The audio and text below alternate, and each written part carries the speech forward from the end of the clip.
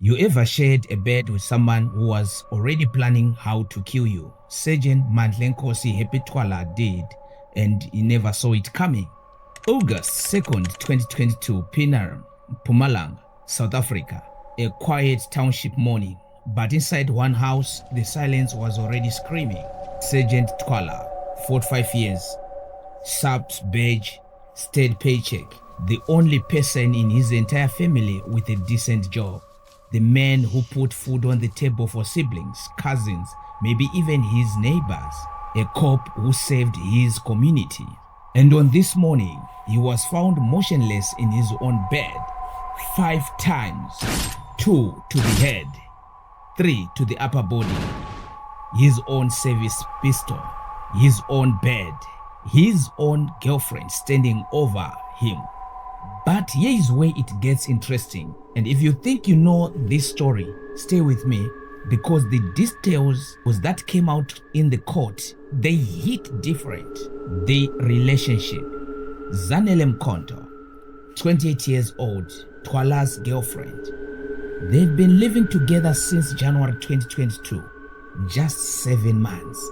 7 months looked like a relationship from the outside. But here's what most people missed. By July, Mkhonto had already left, moved back to her parents' house. She recognized the relationship was volatile. She got out, or so everyone thought. On August 2nd, she came back, visited him at the house, and according to her own guilty plea, yes, she later admitted all of this, an altercation broke up. Now, most people hear altercation and think argument, shouting, maybe some pushing. But here is what the court documents reveal. After the fight, Thwala did what a lot of us do after a heated argument. He went to sleep. He lay down, closed his eyes, probably thought we would talk in the morning. Unfortunately, he never woke up. They murder. While Thwala was asleep, Mkhonto took his service pistol, the weapon he carried to protect the public, and she shot him 5 times. Execution style. 2 bullets to the head, 3 to the upper body. This wasn't panic. This wasn't self-defense. This was deliberate, methodical. Someone who wanted to make sure he didn't get up. But she wasn't done. Now, here is a detail that will make your stomach turn. On her way to her homestead in Masoi, she hit a police roadblock in Zoelisha near Kabokwen. A police roadblock? Think about that. She's driving a dead cop's car, carrying his murder weapon, and she runs into his colleagues. So, what does she do? She throws the gun out the window into the bushes and keeps driving. The firearm was found the next morning by members of the public, just lying there. A cop's gun, a murder weapon, discarded like trash. The discovery. Thwala's body wasn't found by police, wasn't found by family. It was a neighbor who got a call from Thwala's mother. The mother had a bad feeling. Something wasn't right. She asked the neighbor to check on her son. The neighbor walked into that house and found a nightmare. When police arrived, the scene told the whole story. Thwala still in bed, gunshot wounds visible, 2 cartridges on the ground, the car gone, the gun gone, the phone gone, a murder case with robbery added. But the Hawks, South Africa's elite priority crimes unit, they weren't buying a simple robbery, not with the relationship history, not with the timeline, the arrest and the plea. 8 days later, August 10th, 2022, Zanele Mkhonto was arrested. She appeared at Kanyamazane Magistrate Court the same day, remanded in custody. Now, here is where a lot of people thought the story would drag out. Court dates, bail hearing, a long trial. But Mkhonto had other plans.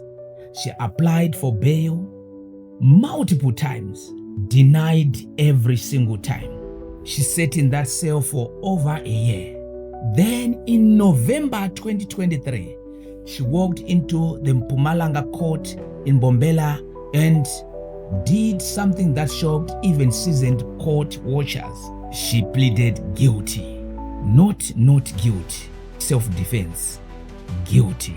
She told the court everything. The relationship, the altercation, the sleep, the 5 shots, the gun tossed at the roadblock. But here is what didn't happen. Remorse. This sentencing day, State Advocate Zanele Mkhonto stood up and told the court something chilling. Mkhonto wasn't sorry. She had tried to trivialize her actions through pre-sentence reports, tried to soften the narrative, tried to make it sound like less than what it was. Mata objected hard. And then he said something that still echoes. This is domestic violence, and society is watching to see if the court treats female perpetrators with soft hands compared to them. The victim impact statements were devastating. Thwala's family, they didn't just lose a son, a brother, a relative. They lost their income, their stability, their future. He was the only one with a decent job, the only one keeping them afloat.